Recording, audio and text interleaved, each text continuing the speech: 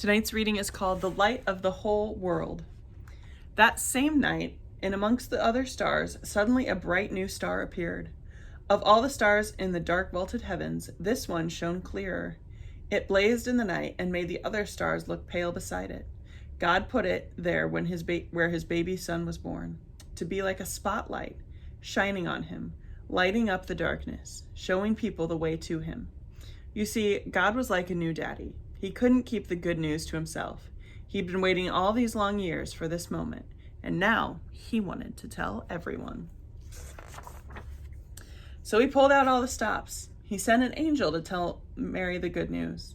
He put a special star in the sky to show where his boy was. And now he was going to send a big choir of angels to sing his happy song to the world. He's here, he's come. Go and see him, my little boy. Now, where would you send your splendid choir? To a big concert hall, maybe? Or a palace, perhaps?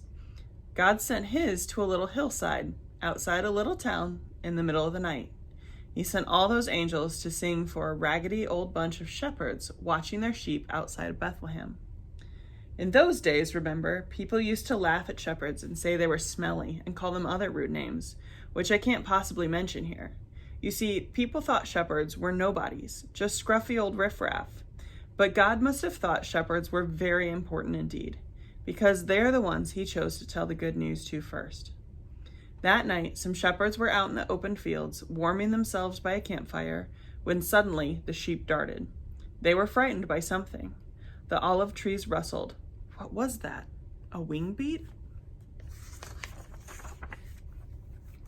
They turned around. Standing in front of them was a huge warrior of light, blazing in the darkness. "Don't be afraid of me," the bright, shining man said. "I haven't come to hurt you. I've come to bring you happy news for everyone everywhere. Today, in David's town, in Bethlehem, God's son has been born. You can go and see him. He's sleeping in a manger." Behind the angel, they saw a strange, glowing cloud. Except it wasn't a cloud. It was angels. Troops and troops of angels, armed with light, and they were singing a beautiful song. Glory to God. To God be fame and honor and all of our hoorays. Then as quickly as they appeared, the angels left.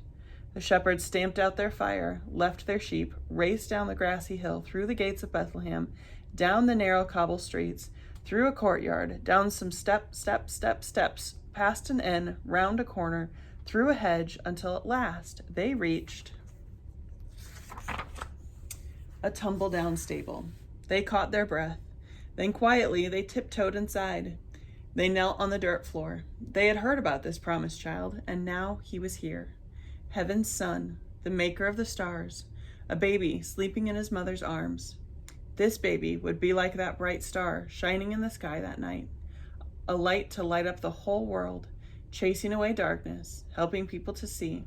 And the darker the night got, the brighter the star would shine. That's the end of our reading for tonight. I will see you tomorrow. Bye.